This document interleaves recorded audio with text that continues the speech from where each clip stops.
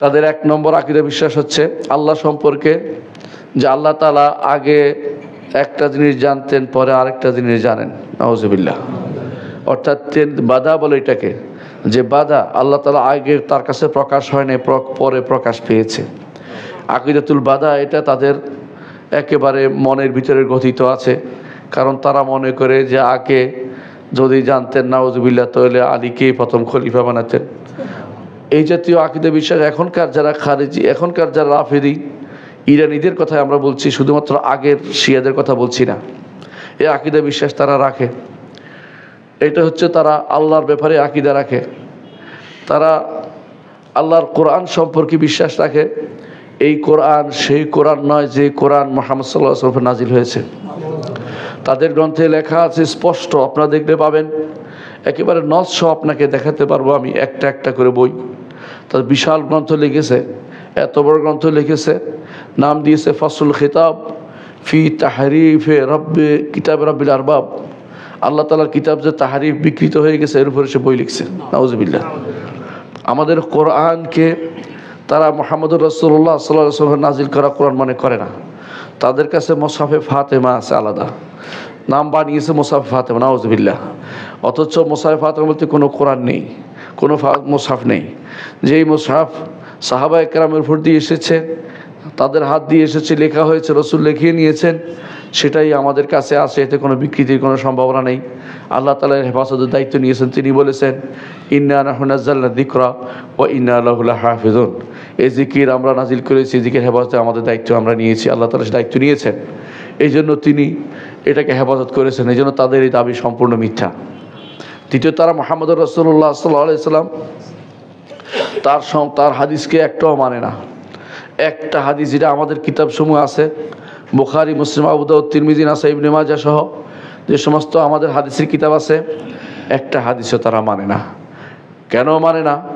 আমাদের হাদিসগুলো সাহাবায়ে কেরামের দিয়া বর্ণিত হয়েছে, আর তারা সাহাবায়ে কেরামকে কাফের বলে। নাউজুবিল্লাহ। হাতে গোনা ৩-৪ জন ছাড়া সর্বোচ্চ কেউ 10 জনের কথা বলে, এর বাইরে সবাইকে তারা কাফের বলে।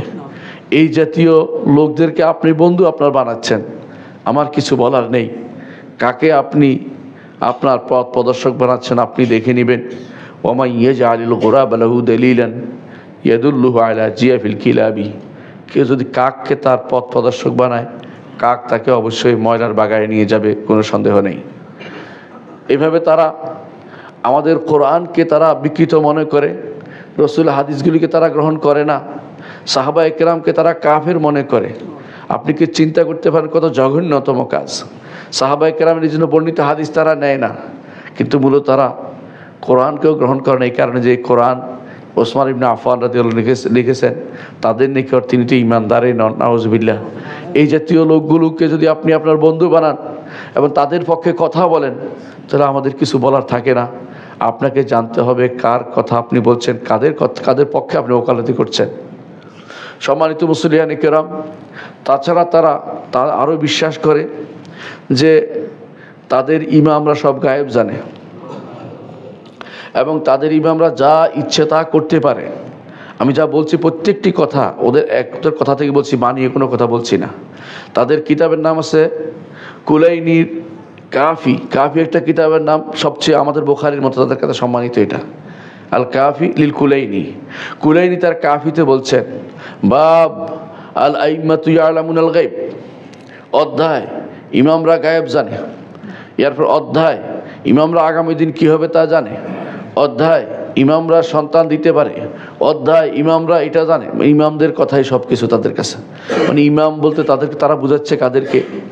ইমাম বলতে তারা বুঝাচ্ছে 12 ইমামকে। তদিও 12 নাম নাই, 11 জন ইমাম আছে তাদের। এই 11 জনকে তারা তাদের ইমাম মনে করে। এই 11 জন শুরু হয়েছে আলী ইবনে আবি তালেব রাদিয়াল্লাহু আনহু থেকে। এরা কেউ কিন্তু শাসক ছিলেন না, একমাত্র আলী ইবনে আবি তালেব এবং হাসান ইবনে আলী, এই দুজনেই শুধু শাসক ছিলেন। তারা ইমামত নামে আলাদা একটা পোস্ট তৈরি করেছে, যেটা খেলাফতের বাইরে আরেকটা জিনিস তারা তৈরি করেছে। এই জিনিসটা তারা তৈরি করেছে 12 সংখ্যা ঠিক রাখার জন্য। কারণ মুহাম্মদ রাসূলুল্লাহ সাল্লাল্লাহু আলাইহি ওয়াসাল্লাম বলেছেন, আমার উম্মতের মধ্যে যতক্ষণ 12 জন খলিফা হবে, ততক্ষণ এই উম্মত শক্তিশালী হবে। তখন তারা দেখেছে যে 12 জন যদি নিতে হয় তখন এই খলিফা তো শুধুমাত্র আহলুস সুন্নাত ওয়াল জামাতের মধ্যে সীমাবদ্ধ হয়ে যায়। তখন তারা নিজেদের মধ্যে 12 একটা আলাদা সংখ্যা তৈরি করেছে। এই জন্য তাদেরকে বলা হয় 12 ইমামি ফেরকা। বর্তমানে যারা ইরানের ক্ষমতাসীন তারা 12 ইমামি ফেরকা, তাদেরকে বলা হয় রাফিদি এবং 12 ইমামি। এরা এই নীতি অনুসরণ করে চলে।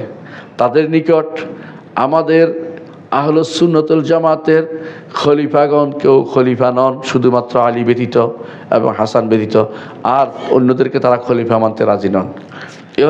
এই হচ্ছে শিয়াদের কিছু কাহিনী যেটা তারা করে থাকে।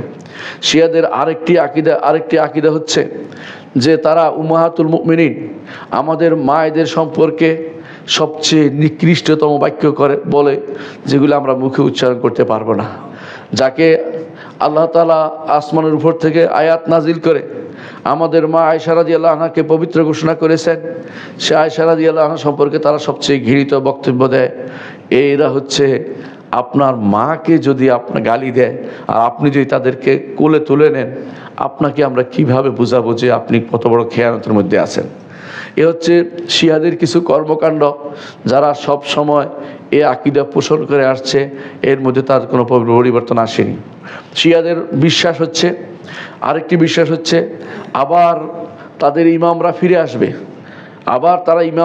আসবে, রাজা বলে এটাকে, তা রাজা বিশ্বাসী। রাজা মানে ইমামরা আবার ফিরে আসে, আবার যুদ্ধ করে আবার আহলুস সুন্নাহকে কচুকাটা করবে। তারা আহলুস সুন্নাহ বলে না, তারা বলে নাসিবি মানে তারা মনে করে যে আহলুস সুন্নাহ আমরা যারা আছি আমরা নবীদের দুশমন, নবী বংশের দুশমন, এটা মনে করে নাউজুবিল্লাহ। এই জন্য তারা আমাদেরকে নাসিবি বলে এবং আমাদেরকে আবার কচুকাটা করার জন্য তাদের ইমামরা আবার ফিরে আসবে। এবং শুধু ফিরে আসা নয়, তারা মনে করে এই কাবার সাথে মেরে আবার আবু বকর ওমরকে কবর থেকে উঠিয়ে লটকে রাখতে হবে, এই বিশ্বাস তারা করে। এবং তারা এই জন্য মনে করে তাদের সর্বশেষ ইমাম নামক যার পিছনে তারা ঘুরছে আসলে কেউ নেই। তারা মনে করে তাদের ইমাম 11তম ইমামের সন্তান হয়েছিল, সেই সন্তান গর্তে ঢুকে পড়েছে, সিরদাবে সামুরার এক পাহাড়ের ভিতরে ঢুকে পড়েছে, সেখান থেকে এখন আর বের হয় না। তারা এখনো গেলে আপনি দেখতে পাবেন সেখানে বিভিন্ন রকমের বাহন নিয়ে দাঁড়িয়ে আছে যে কখন তিনি সেখান থেকে বের হবেন, আর বাহন না পেলে আবার রাগ করে চলে যাবেন।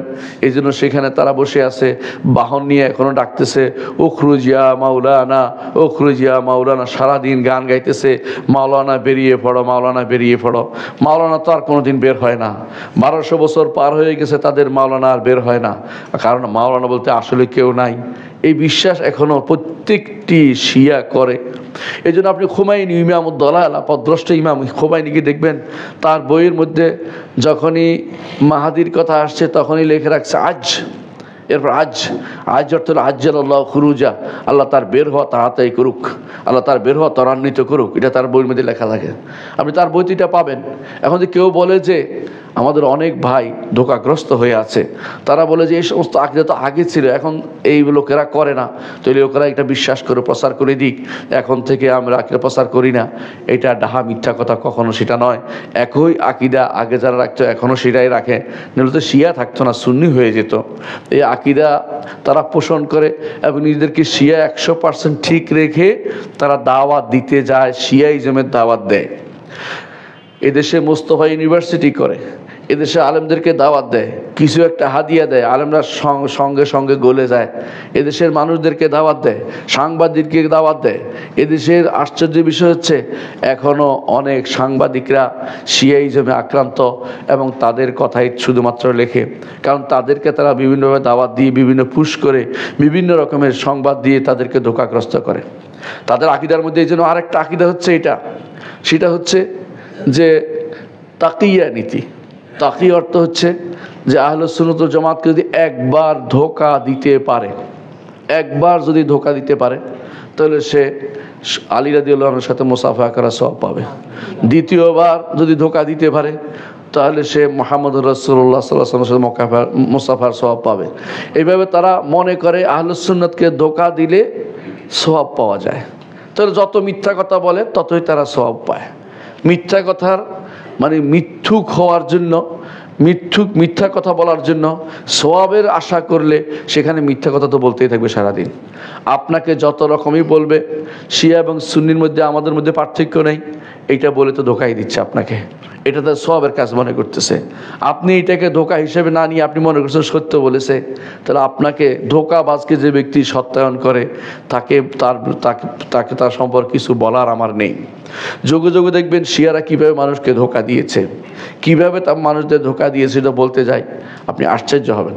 শুধু এটাই বলছি এখন যে শিয়ারা তাকিয়া নীতি অবলম্বন করার কারণে প্রত্যেকটি কথা যেটা আহলুস সুন্নাতকে বলে সেখানে তারা শুধু ধোকার চিন্তাই করে, কিভাবে তাকে ধোকা দেয়া যায়, কিভাবে সে ধোকা দিয়ে তাকে ঈমানটা হরণ করা যায়, এই চিন্তায় তারা বসে থাকে। যুগে যুগে তারা বিভিন্ন জায়গাতে ধোকা দিয়েছে। আমরা কয়েকটাই দৃষ্টান্ত শুধু দেব। এক নম্বর হচ্ছে আলী ইবনে আবি তালেব রাদিয়াল্লাহু আনহু যখন মুআবিয়া রাদিয়াল্লাহু আনহু বিরুদ্ধে যুদ্ধ করছিলেন, তখন তারা দাঁড়িয়ে গিয়ে বলছিল যে যেহেতু তিনি কোরআনকে চাচ্ছে যে কোরআন দিয়ে বিচার করবে, সুতরাং আমরা আর যুদ্ধ করব না। তারা যুদ্ধ না করার সিদ্ধান্ত নিল। অর্থাৎ আলী ইবনে আবি তালেব রাদিয়াল্লাহু আনহুর পক্ষ হয়েও যুদ্ধ করতে রাজি হয় নাই, তাকেও সেভাবে তারা ধোকা দিয়েছে। এই হচ্ছে শিয়া সম্প্রদায়।